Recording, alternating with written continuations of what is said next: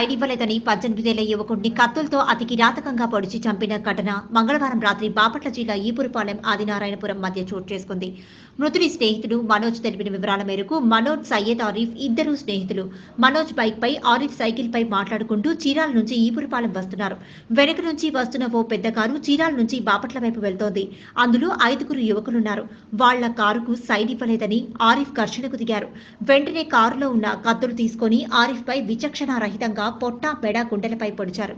తీవ్రంగా గాయపడ్డ ఆరిఫ్ ను చీరాల ఏరియా వైద్యశాలకు తరలించగా అప్పటికే ఆరిఫ్ మరణించాడు. మృతుడి తండ్రి చీరాలలో వస్త్ర దుకాణ యజమానికి కారు డ్రైవర్ గా పనిచేస్తున్నాడు. సైడ్ ఇవ్వలేదని చంపారా లేక పక్కా ప్లాన్ తో చంపారా అనేది పోలీసులు విచారణలో తేలాల్సి ఉంది.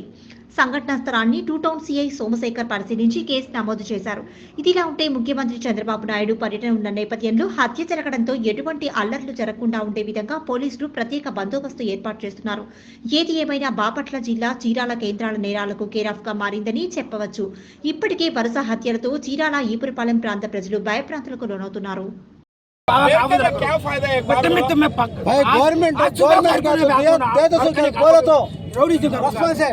राउडी से कर बोले ना राउडी से कर को मैं करने काम तुम करो भाई गवर्नमेंट में देना ना क्या तो आधार मीटिंग करने का टाइम दो ये करते समय आस्ती करते सर काम तुम्हें करो రాత్రి కలెక్టర్ గారు ఆఫీస్కి వెళ్ళారు. మీకు డిఎస్పీ గారు కూడా కంప్లైంట్ ఇచ్చారు. ఫోటోలు పంపించారు. ఆఖరికి పిల్లాడి అంబులెన్స్ కాదు ఆటోలు పంపించారు. పిల్లాడి ఒక కలెక్టర్ కూడా ఉండి కూడా ఆడ సీసీ కెమెరా ఉండి అప్పుడప్పుడు పట్టుకోవచ్చు కదా. అప్పుడప్పుడు పంపించక పక్కన పిల్లాడు ఉన్నాడు. పిల్లాడు పని చేస్తున్నారు. మాకు తెలుసు. మేము చూసాం సార్. రాత్రి నుంచి తిరుగుతున్నారు. రాత్రి మీరు కూడా కష్టపడుతున్నారు కాదనట్లేదు. కానీ ఇప్పుడు మాకు న్యాయం సార్. రాత్రి నుంచి టైం జరుగుతున్నారు సార్. రాత్రి నుంచి మీకు టైం ఇచ్చారు సార్. మీరు తీసుకున్నారు సార్. కూర్చుంటాను సార్.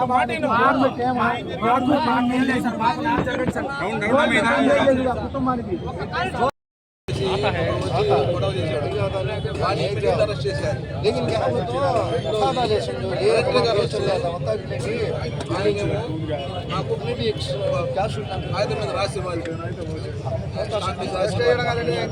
ఎన్కౌంటర్ చేయాలి.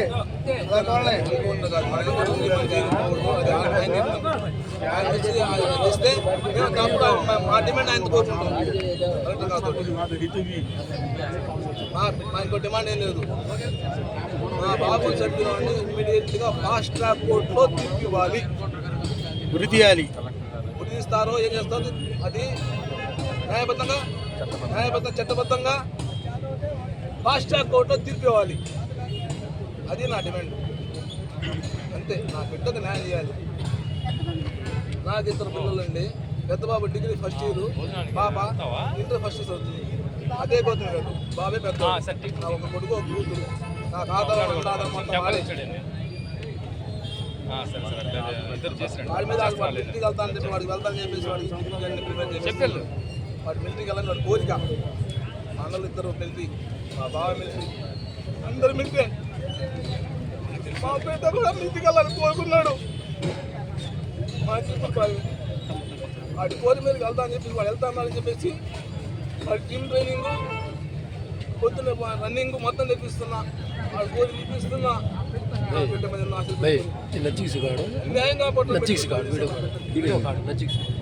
వాళ్ళు మాత్రం వచ్చి ఫాస్ట్ ట్రాక్ కోర్టులో శిక్ష పడేలా చేయాలి కలెక్టర్ గారు.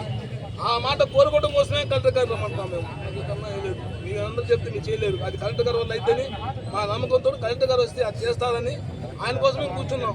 ఆయన వస్తే ఇది కూడా ఈ మర్డర్ జరిగినప్పుడు కలెక్టర్ గారు వెనకే ఉన్నారు. ఆ కార్యానికి కలెక్టర్ గారు కూడా ఫోటోలు తీశారు. ఈ మర్డర్ ఇచ్చింది కలెక్టర్ గారు ఉన్నారు. కలెక్టర్ గారే ఎస్పీ గారి ఫోటోలు పెట్టింది కూడా. కాబట్టి కలెక్టర్ గారి సమక్షంలో ఫాస్ట్ ట్రాక్ కోర్టులో శిక్ష పడాలి. వాళ్ళకి ఏ శిక్ష ఇస్తారో అది చట్టపరంగా వేస్తారు. కానీ వాయిదాలు లేకుండా ఫాస్ట్ ట్రాక్ కోర్టులో శిక్ష పడాలి వాళ్ళకి. అది నా కోరిక.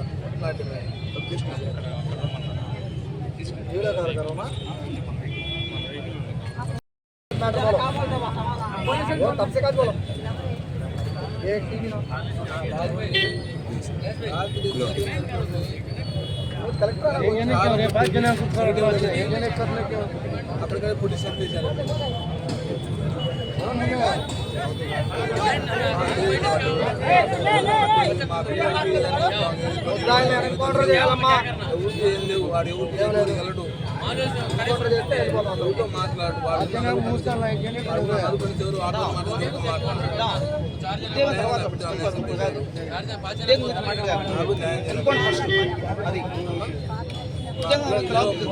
మాట్లాడు గౌతమి కాలేజ్ చదువుతుంటాడు. గౌతమి కాలేజ్ ఏ టీచర్ మాట్లాడుకోండి ఎంత బాగుంటాడు డిగ్రీ ఫస్ట్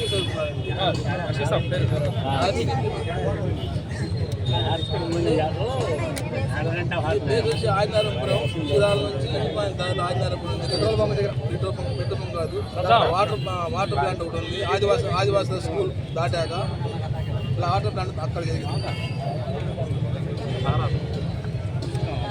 నాకు చెప్పిందా మా బాబుతో పాటు ఒక ఫ్రెండ్ ఉన్నాడు.